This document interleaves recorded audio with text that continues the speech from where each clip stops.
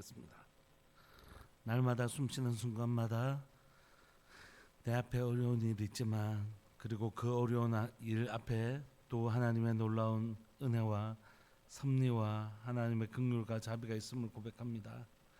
다시 한 번 더 주님 앞에 나아가오니 헤아릴 수 없는 그 놀라운 은혜의 보배 피로 우리를 정결케 하사 깨끗하게 하시고 씻어주시고 순결하게 하셔서 하나님 앞으로 나아갈 수 있는 힘을 우리에게 허락하여 주옵소서.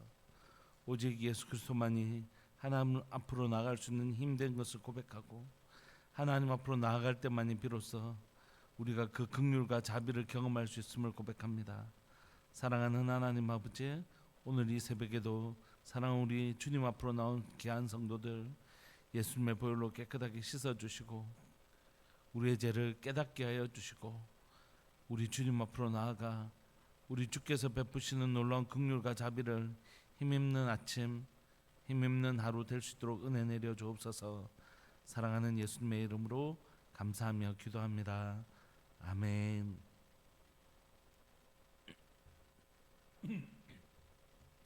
우리 찬송가 195장 찬송가 195장 함께 찬양 들으시겠습니다.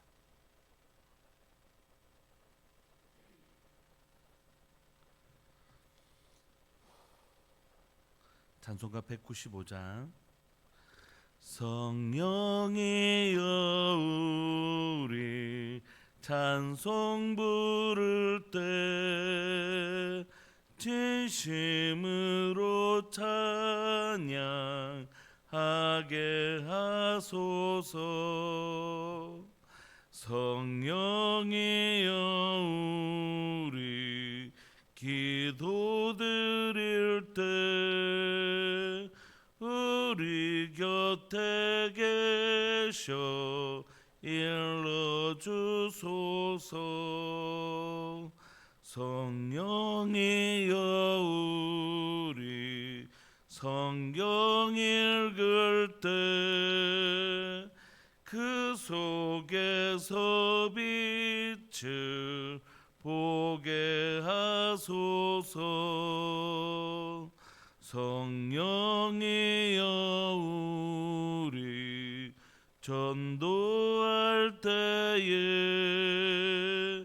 지혜로운 말씀 주시옵소서. 성령이여 우리 겸손해져서 우리 주와 같이 되게 하소서. 아멘.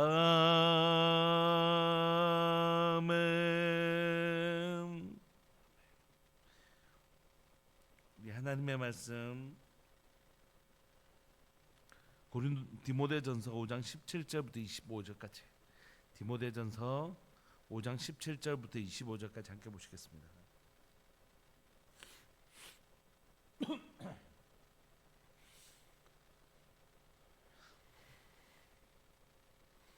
디모데전서 5장 17절부터 25절까지 시작. 잘 다스리는 장로들은 배나 존경할 자로 알되 말씀과 가르침에 수고하는 이들에게는 더욱 그리할 것이니라. 성경에 일렀으되 곡식을 밟아 떠는 소의 입에 망을 씌우지 말라 하였고 또 일꾼이 그 삭슬 받는 것은 마땅하다 하였느니라. 장로에 대한 고발은 두세 증인이 없으면 받지 말 것이요 범죄한 자들을 모든 사람 앞에서 꾸짖어 나머지 사람들로 두려워하게 하라. 하나님과 그리스도 예수와 택하심을 받은 천사들 앞에서 내가 엄히 명하노니 너는 편견이 없이 이것들을 지켜 아무일도 불공평하게 하지 말며 아무에게나 경솔히 안수하지 말고 다른 사람의 죄에 간섭하지 말며 내 자신을 지켜 정결하게 하라. 이제부터는 물만 마시지 말고 내 위장과 자주 나는 병을 위하여는 포도주를 조금씩 쓰라. 어떤 사람들의 죄는 밝히 드러나 먼저 심판에 나아가고 어떤 사람들의 죄는 그 뒤를 따르나니 이와 같이 선행도 밝히 드러나고 그렇지 아니한 것도 숨길 수 없느니라. 아멘. 우리는 이 목회 선신이라고 불려진 디모데전서를 살펴보고 있습니다. 그래서 1차 수신자들은 기본적으로 성도가 아니라 디모데입니다. 디모데. 그러니까 사도 바울이 영적인 아들인 디모데에게 쓴 개인 서신입니다. 그럼에도 불구하고 이것이 성경이 될 수 있었던 이유는 뭐냐면 이것이 하나님께서 하나님의 섬기는 그 목회자인 디모데에게 쓴 편지이긴 하지만 이 안에 있는 디모데에게 말씀하신 그 내용들이 모든 성도들에게도 동일하게 적용될 수 있기 때문에 이것이 우리 모두가 읽고 따르는 하나님의 말씀 성경이 되는 것이죠. 오늘 17절에 보시면 잘 다스리는 장로들은 배나 존경할 자로 알되 말씀과 가르침에 수고하는 이들에게는 더욱 그리할 것이니라 이렇게 기록되어 있는데 이 장로는 오늘날 우리 교회에서 하는 장로님들이 아니고 목사님들을 의미하는 단어입니다. 우리는 장로교지 않습니까? 장로교는 종교개혁 이후에 1500년 종교개혁 때 지나서 15세기, 16세기 뭐 이때 등장하는 게 이제 장로교거든요. 그러니까 성경의 1세기 때 기록된 성경에는 장로라는 단어는 우리가 알고 있는 장로교에서 말하는 장로님들이 아니고 목사님들 그리고 또 감독이라고 불려지는 분들도 다 그 교회를 섬기는 목사님들을 말하는 것입니다. 그래서 오늘 17절에 보시면 잘 다스리는 장로는 배나 존경할 자로 할 때 말씀과 가르침에 수고하는 이들에게는 더욱 그리할 것이니라 라고 얘기하고 있는 것입니다. 여러분 이거 지금 누구 디모데가 섬기는 에베소 교회에게 쓴 게 아니거든요. 디모데에게 쓴 것이거든요. 그럼에도 불구하고 자신이 먼저 좀 하나님께서 사도 바울이 디모데에게 우리가 가지고 있는 이 직분이 뭔지 우리 자신이 먼저 깊이 깨달아야 된다는 것이. 그건 뭐냐면 이게 너무 존경받을 만한 일이라는 것이. 하나님의 말씀을 가르치고 하나님의 말씀으로 성도들을 양육하고 또 잘 다스리고 하는 사람 그 직분을 가진 것은 얼마나 존경받을 만한 일이다. 아마 특별히 지금 디모데가 나이의 연소함으로 인하여 그 사람들이 이제 에베소에 있는 성도들이 존경하지 않고 좀 무시하고 이런 경향이 있었던 것 같아요. 그 나이와 그 연륜 때문에 존경받는 것이 아니라 왜냐하면 유대 사회는 나이가 많은 자켄이라고 불려지는 나이 많은 것으로 인하여 굉장히 이렇게 나이가 굉장히 중요한 개념이었거든요. 그래서 연세가 많은 분들에게 예의를 갖추는 이런 것들이 그래서 오늘날 우리 한국 사회에서도 마찬가지지만 나이라는 게 저 나이가 어떻게 되십니까? 우리가 처음 만나면 그렇게 나이를 묻고 연장자와 연소한 서열을 이렇게 아예 딱 구분하는 것처럼 유대 사회도 마찬가지거든요. 그런데 그러니까 젊은 목회자가 왔으니까 나이도 어린 뭐 이렇게 될 수가 있잖아요. 그렇지 않고 목회자의 삶은 나이로가 아니라 그의 성숙함으로 사람들에게 하나님이 저런 사람이니까 저렇게 세우셨구나 할 수 있도록 경건으로 자신을 준비하라 그렇게 앞에서 얘기했는데 그래서 그런 세운 목회자들을 향하여 배나 존경하되 하나님의 말씀과 가르침에 수고하는 사람들에게는 더욱 그렇게 하라 이렇게 얘기하는 것입니다. 저는 이게 이제 말씀을 향한 가치라고 생각하는데 이전에 뭐 많은 교회들을 섬겨오면서 성도들을 만날 때 이제 커피 한 잔도 함부로 못 사게 했어요. 왜냐하면 이제 이게 기도하고 해라. 항상 기도하고 하나님께서 마음 주시면 섬기고 이렇게 해야 된다. 목회자를 섬길 때 단순히 목사님 뭐 식사 할까요? 뭐 이런 거는 뭐 아무 열매도 없고 아무것도 없는 일이니까 그냥 기도하면서 하나님께서 누구를 섬길 마음을 주시고 특별히 그것이 목회자를 섬길 마음을 주실 때만 해라. 그래서 사실 커피 한 잔 잘 못 얻어 먹었어요. 막 더 엄격하게 하니까 또 목사님은 또 하면 혹시 기도했냐고 막 늘 그렇게 막 하니까 좀 부담스러운 거죠. 그래서 사람들은 막 이제 목사님은 뭐 큰 규모에 있는 교회를 다니면 이제 같은 부교육자들끼리도 목사님은 뭐 명절 때 선물도 많이 주시죠. 성도님들이 막 이러면 안 주신다고, 안 주시고, 또 갖고 와도 기도하셨냐고 물어보고, 또 주셨으니까 이거 기도해서 또 제가 필요한 곳을 흘러보내겠다고 막 그러니까 이제 갖고 오는 분들도 별로 재미가 없는지. 그렇죠. 그럼에도 불구하고 그렇게 하는 일들이 너무 중요한 이유는 뭐냐면 오늘날 목회자들이 지나치게 섬김을 받는 일에 대해 경계해야 되고, 그렇다고 하나님의 말씀을 섬기는 자들을 귀하게 여기지 않는 태도들도, 그건 왜 중요하냐면 그 사람을 통하여 들려오는 하나님의 말씀을 귀하게 여기지 않을 가능성이 있거든요. 이분이 내게 엄청 고마운 일을 했잖아요. 우리가 심지어 우리에게 그걸 사주지도 않는 택배 아저씨한테도 갖고 막 고맙습니다 막 그러잖아요. 왜 그러냐면 내가 엄청 사고 싶은 물건이었는데 그걸 구입해서 왔는데 그 사람이 그걸 들고 왔잖아요. 사실 당연한 자기 일을 한 거예요. 돈 받고. 그런데도 불구하고 고맙습니다 이렇게 하잖아요. 그러니까 그 전달자이기 때문이거든요. 하나님의 은혜는 목회자가 주는 게 아니에요. 하나님 주신 거죠. 하나님은 그 목회자의 수고와 헌신들을 쓰십니다. 근데 그게 만약에 너무 자신의 삶을, 자신의 영혼을 살리고 너무너무 그렇게 해요. 그러면 뭐라도 섬기고 싶은 거죠.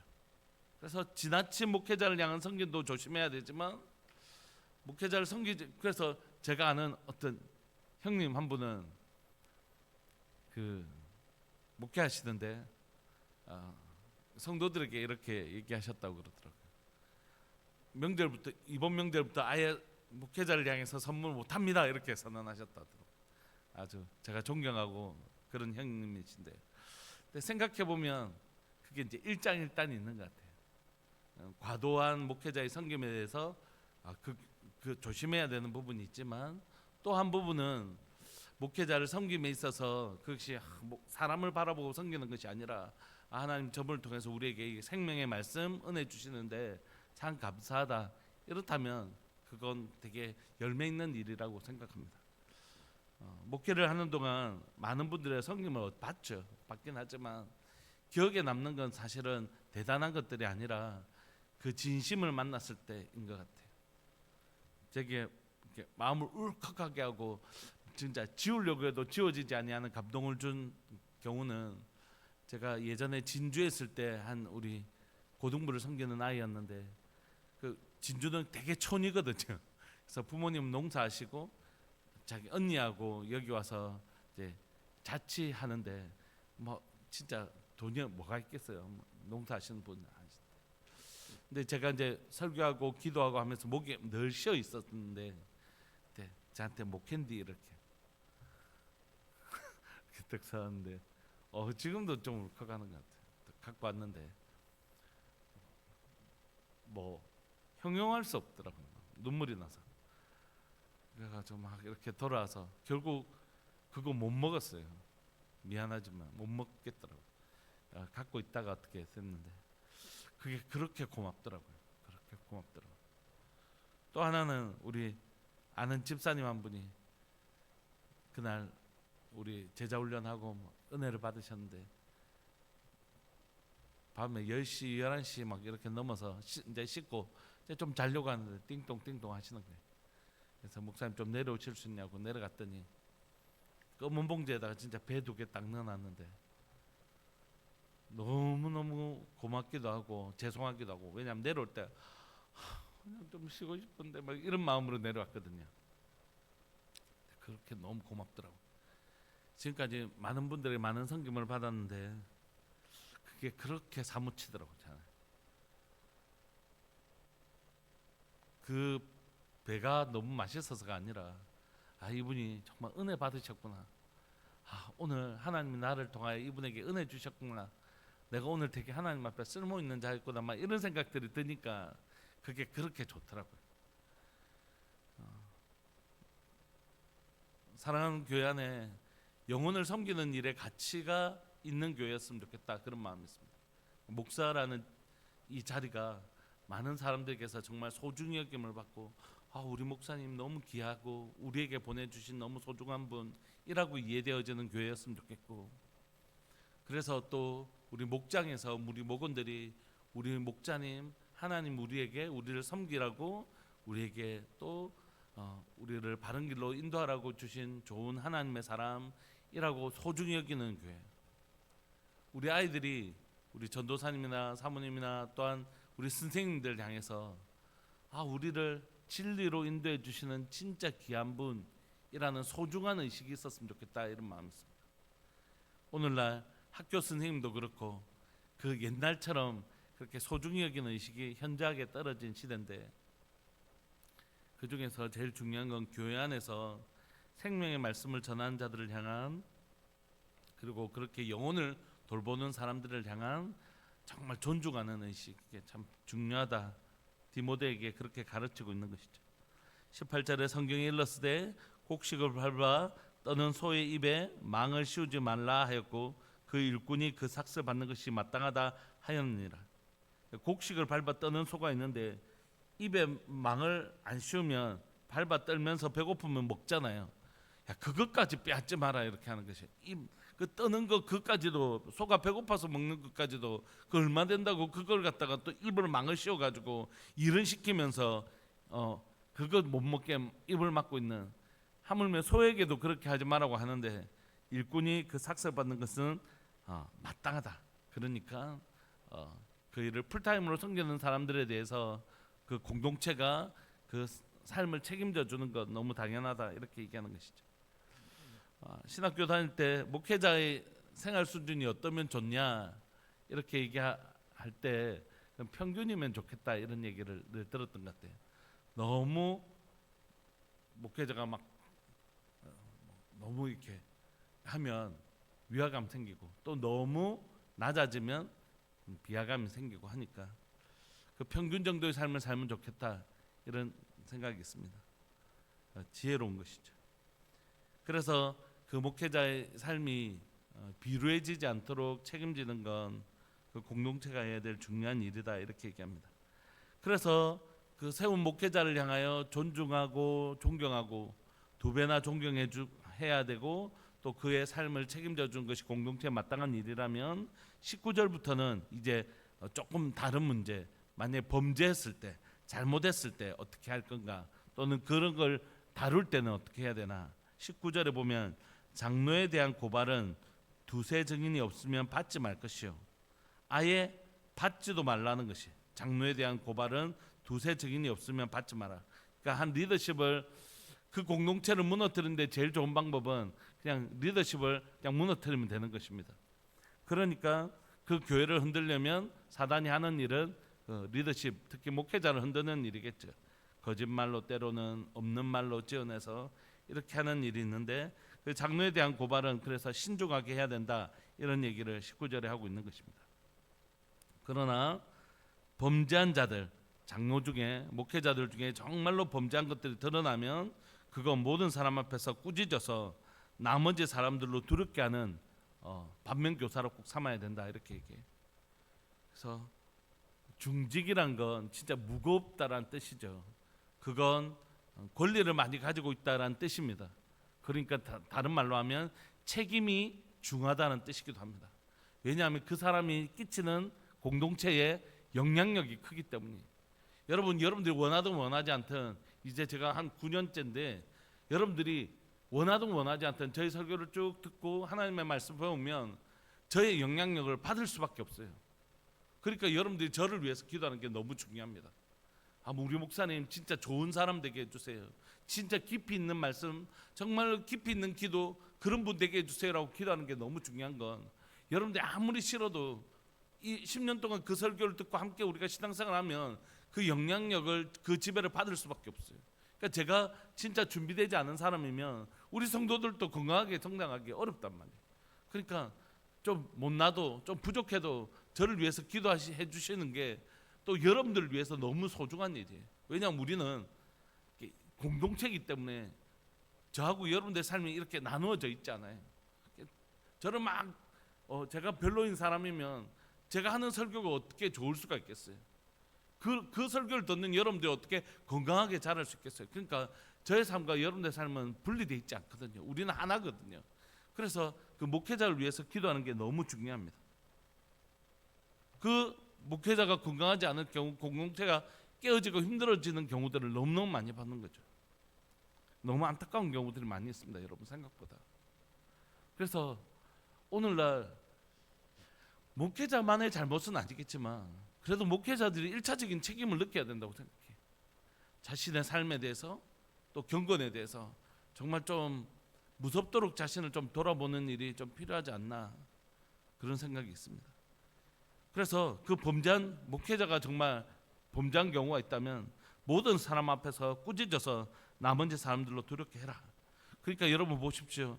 그 목회자의 삶이라는 게 되게 존경도 받아야 되지만 두 배나 존경도 받고 더 존경을 받아야 되는 직분이긴 하지만 그러나 잘 다스리는 경우에 그렇지만 범죄한 경우에는 그 무거움에 대해서 사람들 앞에서 반드시 책임을 물어야 되는 그런 중요한 자리이기도 한 것이. 그래서 21절 하나님과 그리스도 예수와 택하심을 받은 천사들 앞에서 내가 엄히 명하노니 너는 편견이 없이 이것들을 지켜 아무도 불공평하게 하지 말며. 그러니까 목회자를 향하여 당연히 존중해야 될 부분도 어떻게 해요?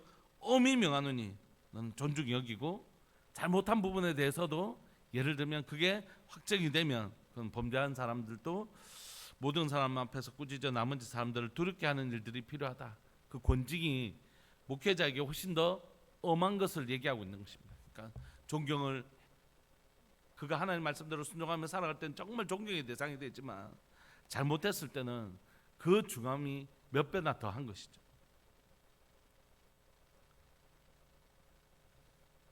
(22절에) 보시면 아무에게나 경솔히 안수하지 말고 다른 사람의 죄에 간섭하지 말며 네 자신을 지켜 정결하게 해라. 그러니까 아무나 목회자 세우면 안 되는 것이에요.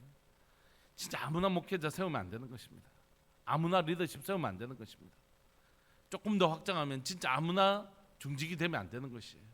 영향력이 크다는 건 책임도 크다는 것이 정말 중요한 일입니다. 그리고 철저하게 목회자들은 리더십이 된다는 건 자신을 지켜서 정결하게 하는 일 꼭 필요한 것이죠. 그래서 정말 너는 너 자신을 잘 정결하게 지켜내라 이렇게 얘기하고 있는 것입니다. 그러다가 갑자기 23절 이제부터 물만 마시지 말고 내 위장과 자주 나는 병을 위하여는 포도주를 조금씩 쓰라 이렇게 얘기하는 이유는 뭘까요? 디모데가 몸도 약하고 마음도 약한 사람이었습니다. 되게 좀 유약한 사람이었거든요. 그러니까 위장병이 많이 있었던 것 같아요. 그러니까 위장병에는 물 마시면 오히려 위가 더 안 좋아지기 때문에 그 병을 위해서는 포도주를 조금씩 써라고 이렇게 권면하는 이유는 포도주를 음주로는 쓰지 않는 것이 당시의 문화였기 때문이에요. 막 음주하듯이 포도주를 쓰는 것이 목회자로서의 모습이 전혀 아니었기 때문입니다. 그래서 사람들이 보면 이건 진짜 시험 들 일이고 진짜 하면 안 된다. 그런데 네 그렇게 생각하지 말고 네 몸을 위하여 조금 써라.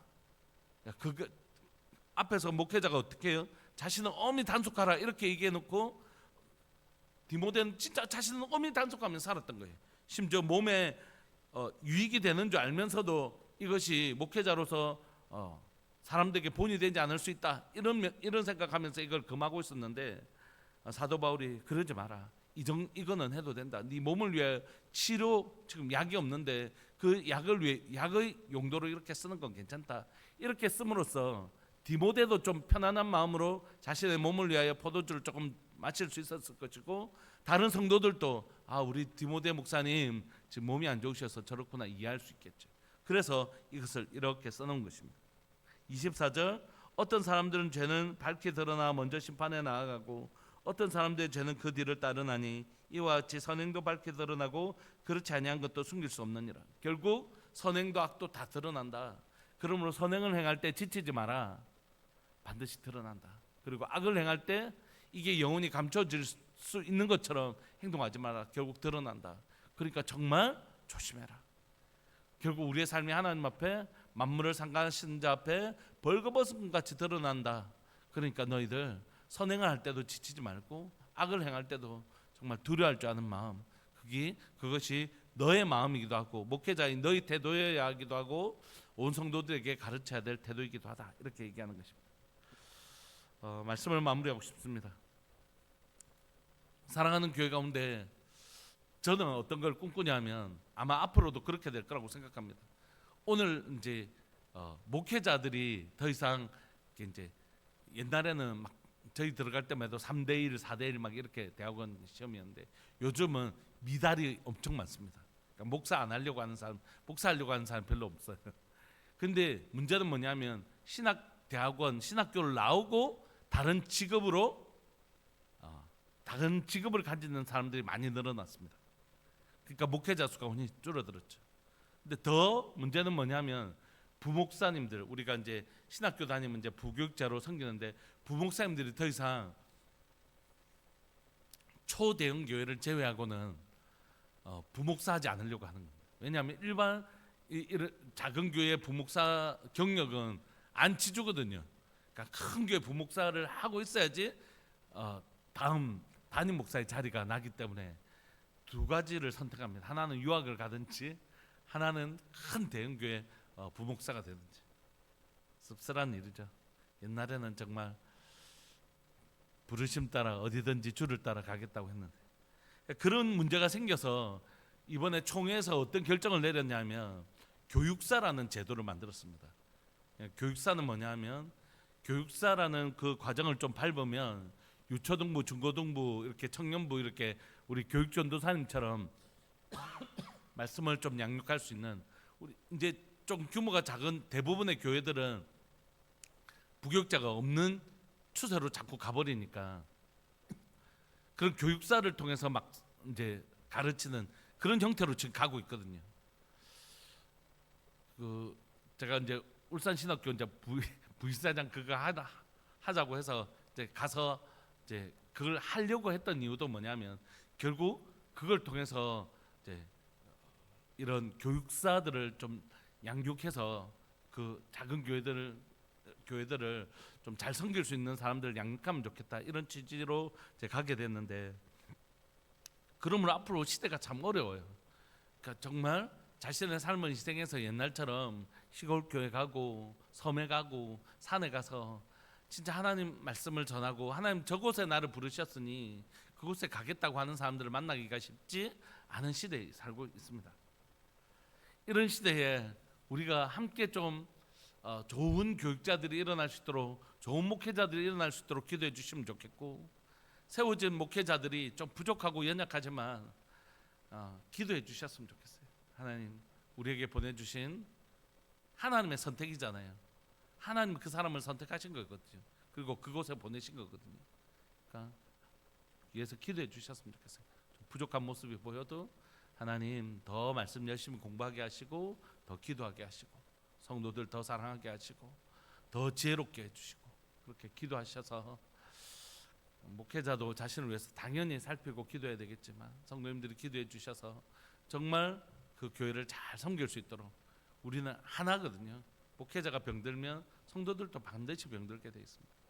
그래서 우리가 함께 건강하게 세워갈 수 있도록 목회자들을 위해서 기도해 주시고 또 우리가 수고하는 모든 일들이 또 특히 목회자들에게 자신이 섬기는 일들이 때로는 열매가 잘 안 보일 때가 있을 때 지치지 않아요. 우리 모두가 하나님 참 열심히 한다고 열심히 했는데 참 산다고 살았는데 참 열매가 잘 안 보이네요. 막 이럴 때가 있잖아요.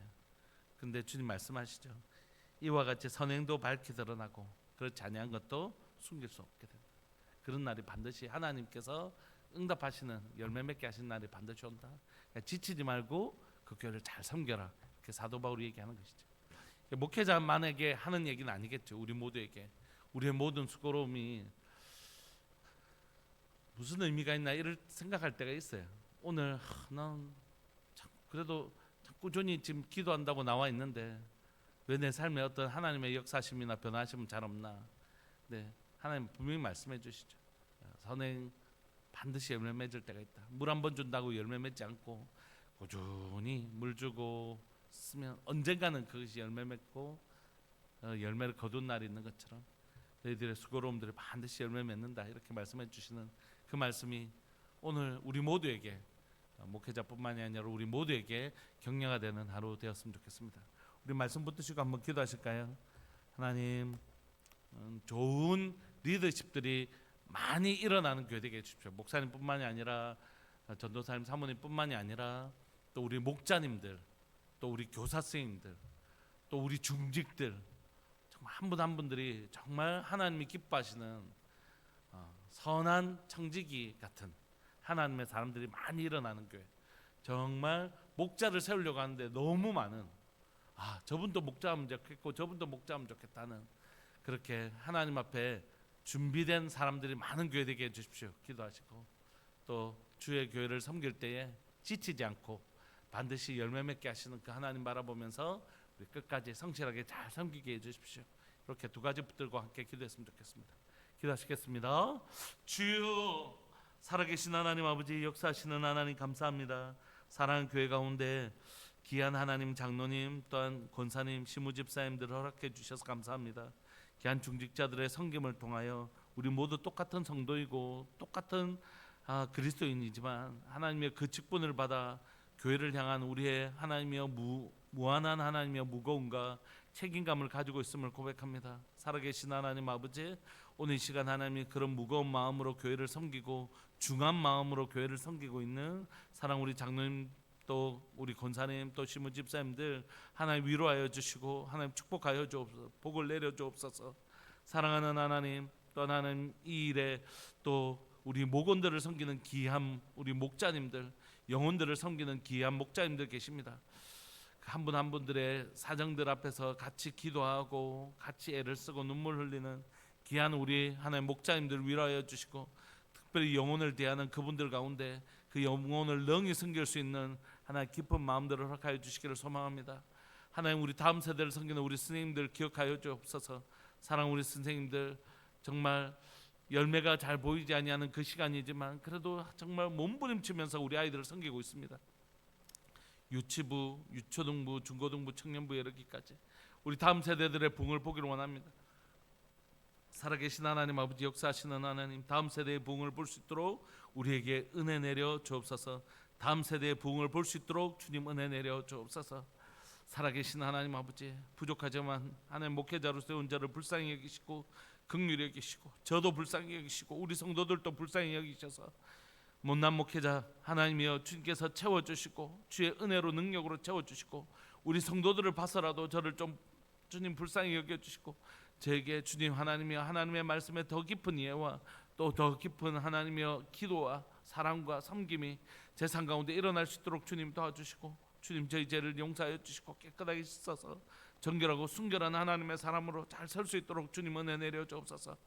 또 하나님 중고등부와 하나님 유초등부를 섬기고 또 하나님이여 유치부를 섬기는 우리 하나님이여 전도사님, 또 우리 사모님, 또 우리 김주영 집사님 가정 하나님 기억하여 주시고, 하나님 영혼들을 섬기는 그들의 수고 가운데 주님 함께하여 주시고 그들의 수고가 열매 맺을 수 있도록 주님 은혜 내려 주옵소서.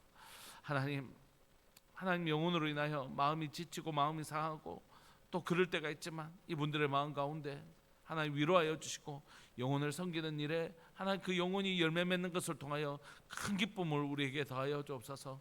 오늘 또 우리의 수고가 헛되지 않고 반드시 열매 맺게 하실 하나님을 바라보며 오늘 또 힘있게 살아낼 수 있도록 은혜 내려 주옵소서. 사랑하는 예수님의 이름으로 감사하며 기도합니다. 아멘. 찬양 가사처럼 당신의 그 섬김이 하늘에서 해같이 빛날 줄 믿습니다. 하나님 꼭 그 수고로움들을 갚아주시기를 기도하겠습니다. 우리 함께 기도하면서 나갑시다.